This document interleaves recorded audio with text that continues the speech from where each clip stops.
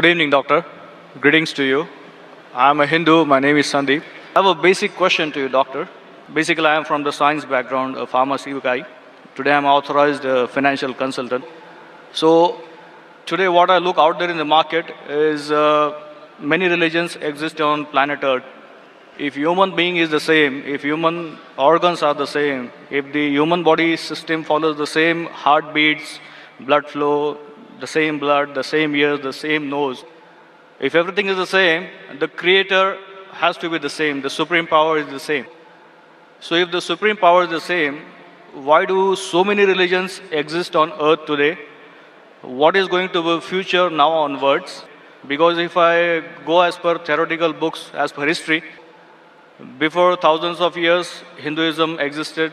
Then came Lord Jesus, then Prophet Muhammad, and now today, what I see in front of my eyes is there are many religions, and every religion has its own pros and cons. So, being a human, I get confused. I am a Hindu. I should respect my religion, as well as being a human being, I should respect other religions.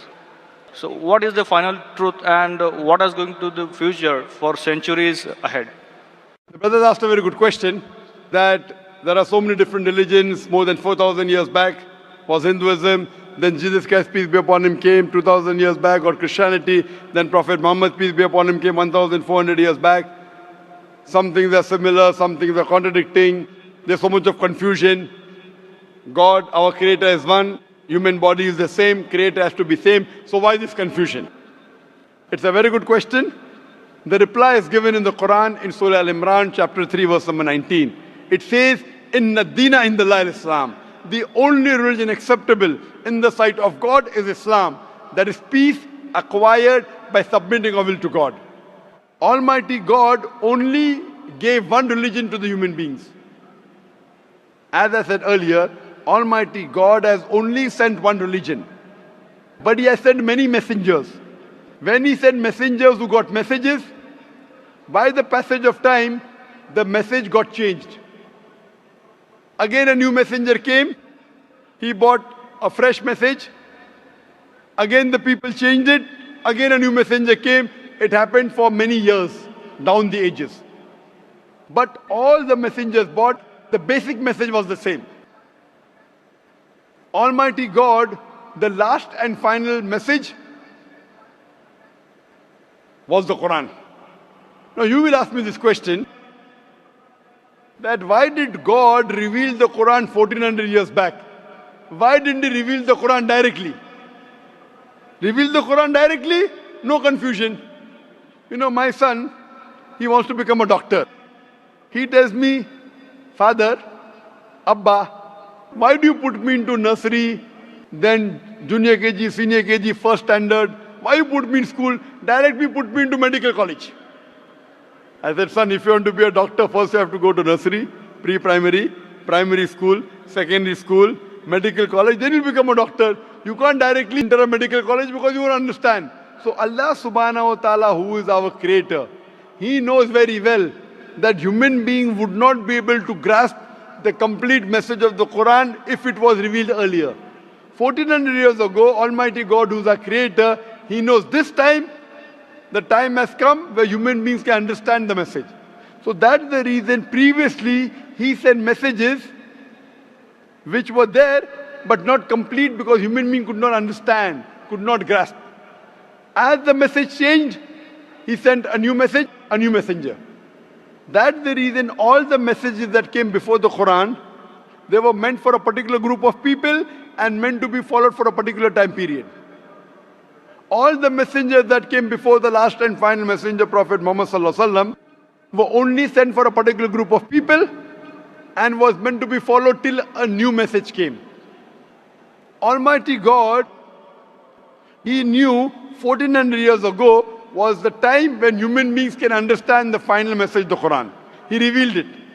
And He sent the last and final messenger, Prophet Muhammad, peace be upon him. Since Quran was the last and final message, it was not only meant for the Muslims or the Arabs, it wasn't meant for one particular group of people, it was meant for the whole of humanity. All the messengers that came before were meant for a particular group of people, and the message was supposed to be followed for a particular time period. Because Prophet Muhammad, peace be upon him, was the last and final messenger, he was not sent only for the Muslims or the Arabs, he was sent for the whole of humanity. But now today, you ask me, why are there different religions? Our Creator sent only one religion. We human beings kept on changing. But even in the corrupted form, I have a formula. I have a formula which will not antagonize any human being. I tell all these human beings, at least believe that there is one scripture which is 100% the word of God. So the Hindus would not mind agreeing, I believe Veda to be 100% word of God. The Christians would say, I do not mind believing Bible to be 100% word of God. The Muslim will say, I don't mind believing Quran to be 100% word of God. So I tell them, okay, now let us agree to follow what is common in all these scriptures. What is different, we'll discuss tomorrow. Let's not fight over the differences. Let us agree to follow what is common, and at least we'll be sure that what is common in all the three scriptures, this at least minimum is 100% the word of God. What is different may be the word of God, may not be the word of God. That we can discuss tomorrow. Now when we do a research, and I being a student of comparative religion, I've studied the Vedas, I've studied the Upanishads, Bhagavad Gita, Bible, Old Testament, New Testament, Quran. Now when I do research, I've come to know that all these scriptures say that there's one God. All the scriptures say that God has got no image, has got no photograph, no painting, no statue, no idol. All the scriptures say that Almighty God does not beget nor is he begotten. All the scriptures say that the last and final messenger to come is Prophet Muhammad, peace be upon him. I have quoted in this session many verses from Hindu scripture that Prophet Muhammad is the last and final messenger. I have quoted from the Bible. I have quoted from the Quran. So at least let us agree to follow what is common. Bible, Vedas, Quran, all three say that you should not have alcohol. And I've quoted that in my earlier answer. All three say that you should not gamble. All three say that you should not have pork. So let us agree to follow what is common. So you have to agree that there's one God. You have to believe Prophet Muhammad is the final messenger of God. You should not have alcohol. You should not have pork. To pray, we have to do the sujood. All these are common points. So I'm asking the question that if you say you are a Hindu and you say that you respect other religions, I'm asking the question, do you believe that there's one God? As per books, I do. Do you believe that idol worship is prohibited? That's a confusing area. It's very clear in the Hindu scriptures. Yajurved chapter 32 verse number 3. Na tasya pratima asti. Of that God there is no pratima, there is no photograph, no painting, no image, no idol, no statue.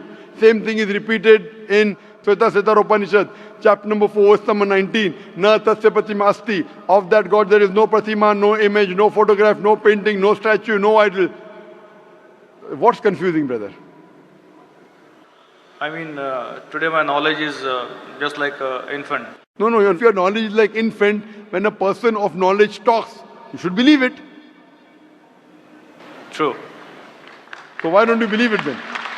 No, as I said, I do respect Prophet Muhammad. I do. No respect. Respecting is one thing, following is the other thing. If you respect a person, you have to follow his guidance.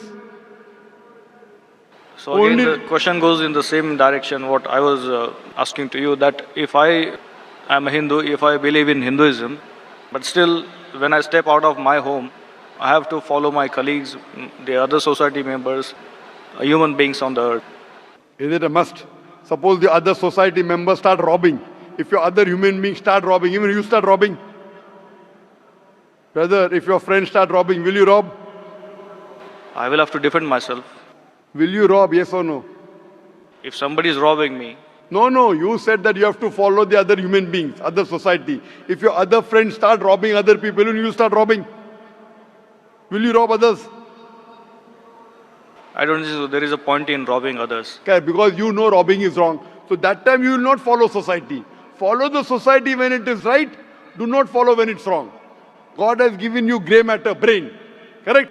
So if your Hindu friends are going against the Veda, will you follow Veda or your Hindu friends? They have to follow what is written in the books. Yes, forget about them. I'm asking about you. If your Hindu scripture says don't do idol worship, will you do idol worship? No, then I will not. So now do you believe idol worship is wrong? Again, as I said, I have to study more. I'm not clear. But you study, when will you study? Today or tomorrow? When? Maybe today or tomorrow. Okay, fine. I have quoted so many references from the Hindu scripture about Prophet Muhammad, peace be upon him. Do you believe Prophet Muhammad is the messenger of God? Yes, I do. If you believe, don't you have to follow his commandments? I may have to. Why may? Again, I'm not If you clear. may believe in, then you may. If you do believe in, you do have to follow. It's simple English. If you say maybe he is a messenger of God, then you can say maybe I'll follow him. When you say surely the messenger of God, then you have to follow him surely. Why? But, is Will a it, messenger of God deceive you? but again, do I have to be a Muslim to follow Prophet Muhammad? Or No, you Islam? have to be a good Hindu also. You have to be a good Hindu and a good Christian to follow Muhammad Sallallahu Alaihi Wasallam. That's where the whole thing If goes. you are not a good Hindu, if you are not a good Christian, you will never follow Prophet Muhammad Sallallahu Alaihi Wasallam. Because Hindu scripture says the Antim Rishi, the Kalki avatar is Prophet Muhammad Sallallahu Alaihi Wasallam. I gave references, if you want I can give again. Do you want me to give the references again of Prophet Muhammad in the Hindu scriptures? I did listen to your references. I need to go through them. Fine. So inshallah go today. Tomorrow I would give you the first chance and there's a lady there. You too, I would give the first chance. Then I will call you a truthful person. Go today, Google, check on the net. I gave at least 100 references. There are more than 100 in my lecture. If you see on Hindu scriptures talking about Prophet Muhammad Sallallahu Alaihi Wasallam, talking about one God, talking not to have alcohol, not to have pork, not to gamble. What is different we'll discuss tomorrow. At least what is common we should agree. So when you are talking about getting human beings together, I am giving you a formula which will not offend you. I am not telling you follow that which is not mentioned in the Hindu scripture. I am telling you follow what is mentioned in Hindu scripture and the Quran. 100% you will be a good Hindu, good Christian and even enter into Islam. May not be good Muslim, at least enter, and then your scripture says you have to follow the guidance of the last messenger, you have to follow the Quran. So if you follow the Quran correctly and the sayings of the Prophet Muhammad Sallallahu Alaihi Wasallam, you will be a good Muslim. And I'm waiting that inshallah if we can do it today, tomorrow inshallah we can interact. Thank you very much, doctor.